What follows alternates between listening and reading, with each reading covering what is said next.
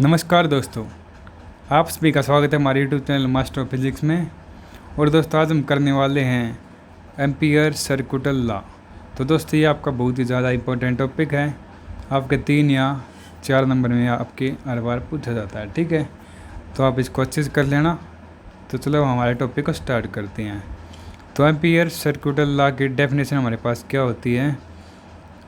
Ampere सर्कुटल law state that the line integral of magnetic field around any closed path is directly proportional to the current through the wire bounded by the closed path.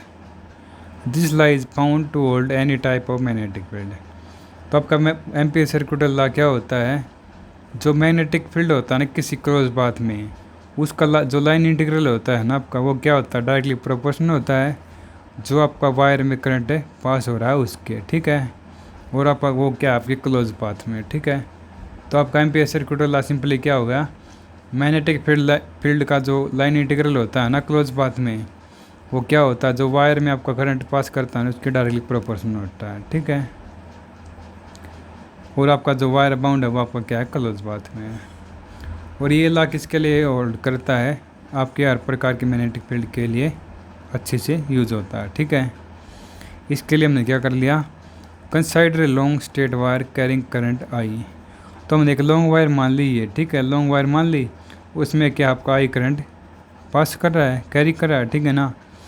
The magnetic field around the conductor is in the form of concentric circles acting in the plane of paper. तो आपका जो magnetic field है ना इस मतलब current conductor के around, वो आपका क्या कॉन्सेंट्रिक सर्कल में होगा, ठीक है। और वो क्या कर रहा है, पेपर के अलोंग लग रहा है।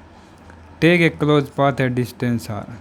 तो हमने क्या मान लिया, एक डिस्टेंस आर के ऊपर हमने क्या मान लिया, एक क्लोज पाथ मान लिया। From the current carry conductor, जैसे ये आपको करंट कैरी कंडक्टर है तो इस दूरी के ऊपर हमने मान लिया क्लोज पाथ ले लिया। और ये कितनी दूरी पे, आर दूरी के ऊपर है, ठीक है। और इसकी लेंथ हमारे पास क्या है, डी एल है।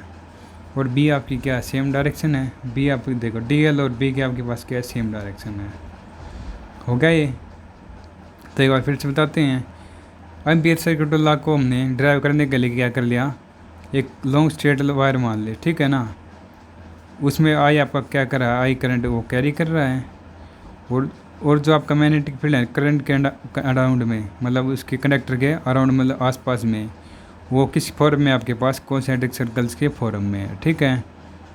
Take a close path. तो हमने क्या कर लिया, एक क्लोज पाथ ले लिया, जैसे आपका क्लोज पाथ है सर्कल में। और क्लोज पाथ क्या होता है, जिसका स्टार्टिंग पॉइंट और एंडिंग पॉइंट नहीं होता, वो होता है, ठीक है ना। ये आपको कॉन्सेंट्रिक सर्कल है, मैग्नेटिक फील्ड है ना, उसके ऊपर हमने एक डी एल लेंथ मान ली, स्मॉल लेंथ एलिमेंट मान लिया डी एल। और उसकी दूरी क्या आपकी ओ से, मतलब बीचले पॉइंट से आपकी क्या है, आर है, ठीक है ना। और डी एल बी है, बी आपका क्या है, मैग्नेटिक इंटेंसिटी है। और डी एल की आपकी पावर डायरेक्शन क्या है, सेम है, ठीक है। The magnitude of magnetic field at distance R from the conductor. तो जो आपका मैग्नेटिक फील्ड का मैग्नीट्यूड है ना, ये बी है आपका मैग्नीट्यूड है ना मैग्नेटिक फील्ड का डिस्टेंस आर से कंडक्टर के, वो आपका क्या है, B is equal to mu naught I upon 2πr, ठीक है। तो ये आपका क्या है, मैग्नेटिक फील्ड का मैग्नीट्यूड है, ठीक है ना, और दूरी के ऊपर। तो हमारा एम्पियर सर्कुटल लॉ क्या था, line integral of magnetic field.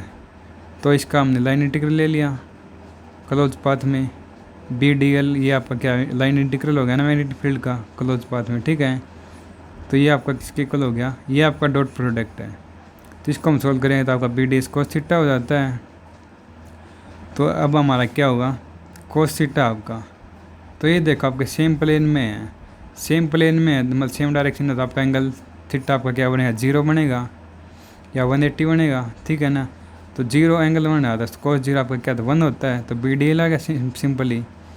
B की वैल्यू हमारे पास क्या थी, new naught I upon 2πr होगी, डी एल हो गई, ठीक है। तो हमारा डी एल का लाइन इंटीग्रल होगा, वो हमारी कॉन्स्टेंट वैल्यू हो गई, ठीक है। तो इसके बाद देखो डी एल आपकी क्या है, लेंथ है ना। तो डी एल आपकी क्या होगी, ये आपका सर्कल में है, तो सर्कल की लेंथ हमारे पास क्या होती है, 2πr होती है। तो डी एल का हमने लाइन इंटीग्रल आपका 2πr हो गया, 2πr से 2πr कैंसिल। तो मैग्नेटिक फील्ड का लाइन इंटीग्रल हमारा क्या आ गया, करंट का न्यू नोट टाइम्स आ गया। ठीक है, न्यू नोट आपका क्या होता है, मैग्नेटिक परमिलिविटी होती है। ठीक है, तो इससे हम क्या कर सकते हैं, हमारा एम्पीयर सर्किट लॉ को डिफाइन कर सकते हैं। तो आपका एम्पीयर सर्किट लॉ क्या होता है, देखो, the ampere circuit law play the same role in magnetostatic are played by Gauss law in electrostatics. तो इसने क्या होता है, जो आपका एम्पीयर सर्किट लॉ है ना, वो रोल प्ले करता है मैग्नेटोस्टैटिक्स में, जो आपका गॉस लॉ है इलेक्ट्रोस्टैटिक्स में फॉलो करता है। ठीक है ना, प्ले करता है। तो गॉस लॉ आपका क्या बताता है, इलेक्ट्रिक फील्ड बताता है। ठीक है ना, इलेक्ट्रिक फील्ड में अलग अलग शेप जब आपका डिस्ट्रीब्यूशन हो, सारा डिस्ट्रीब्यूशन हो तब, तो एम्पीयर सर्किट लॉ क्या बताएगा, मैग्नेटिक फील्ड बताएगा आपका। ठीक है, मैग्नेटोस्टैटिक्स में। तो एम्पीयर सर्किट लॉ को हम कैसे कर सकते हैं, we can determine the magnitude of magnetic field produce by various current carriers like state conductor और लॉन्ग सोलेनॉइड।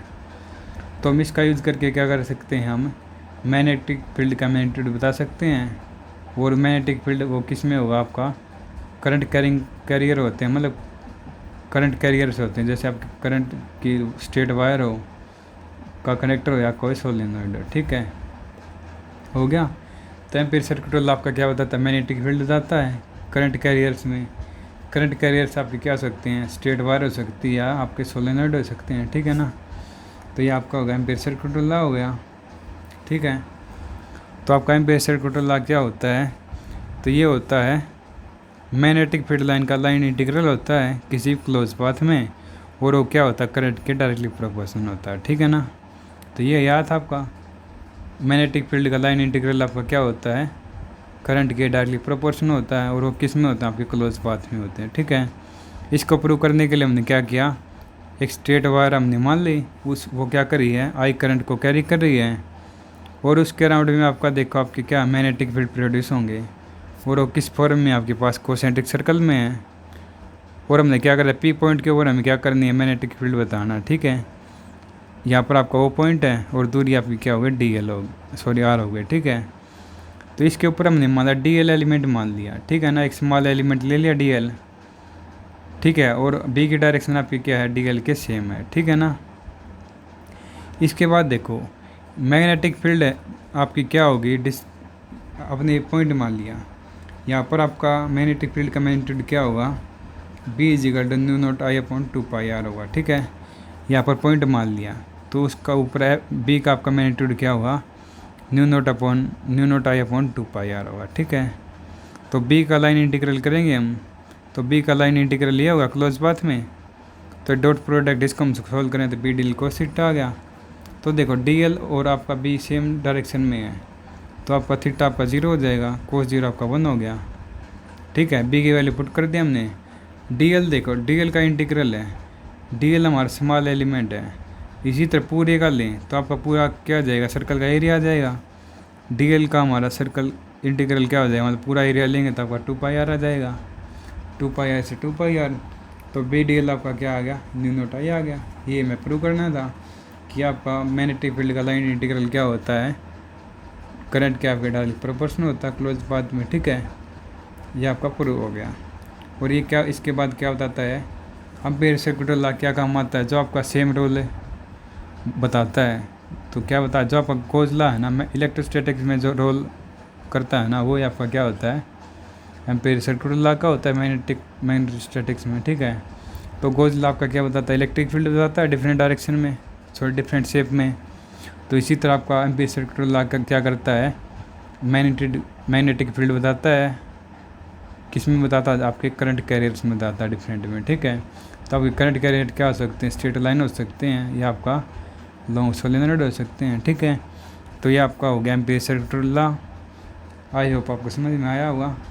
तो दोस्तों ये टॉपिक आपका बहुत इंपॉर्टेंट है, तो आप इसको अच्छे से कर लेना। ठीक है, तो इसके बाद देखो ये तो हमारा हो गया स्ट्रेट वायर के लिए। ठीक है, क्या बताया, उसका स्ट्रेट कंडक्टर हो सकता था या आपका लॉन्ग सोलेनॉइड हो सकता है। ठीक है, तो इसके बाद हम बताएंगे आपको सोलेनोइडल नेचर। ठीक है, तो ये यहाँ से लेकर यहाँ तक आपका एक टॉपिक हो गया, इसके बाद आपका अलग टॉपिक है। ठीक है, तो सोलेनोइडल नेचर क्या होता है, किसी भी वेक्टर फील्ड का।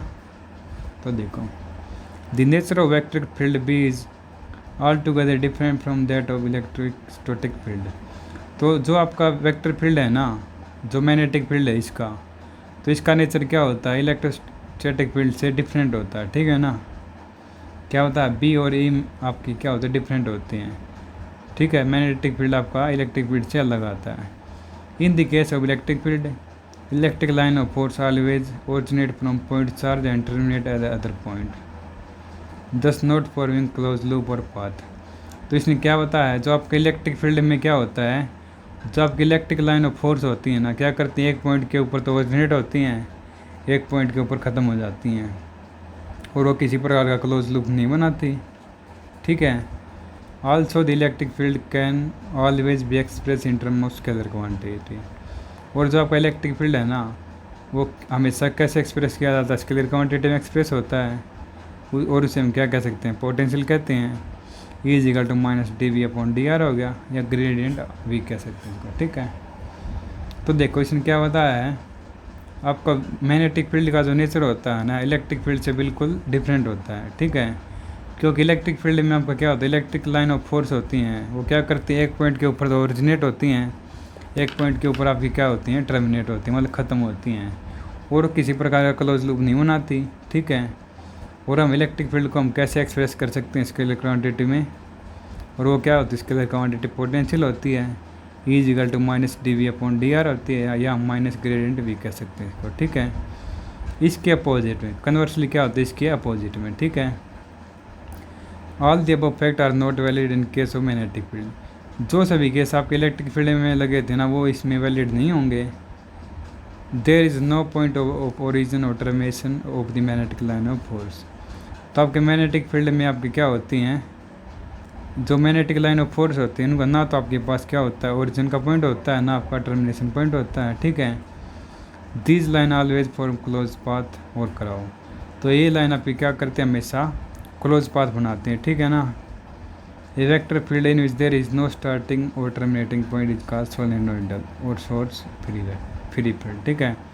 तो इसने क्या बताया है, वो वेक्टर फील्ड जिनके ना तो स्टार्टिंग पॉइंट होता है, ना टर्मिनेटिंग पॉइंट होता है, वो आपकी क्या होते हैं, सोलेनोइडल होते हैं या वेक्टर फील्ड होते हैं, ठीक है। आगे ना आपको समझ में क्या हो गया, इलेक्ट्रिक फील्ड में तो आपका स्टार्टिंग पॉइंट होता है इलेक्ट्रिक फील्ड लाइन का, और टर्मिनेटिंग पॉइंट होता है, और वो क्या करते हैं, क्लोज लूप नहीं बनाते।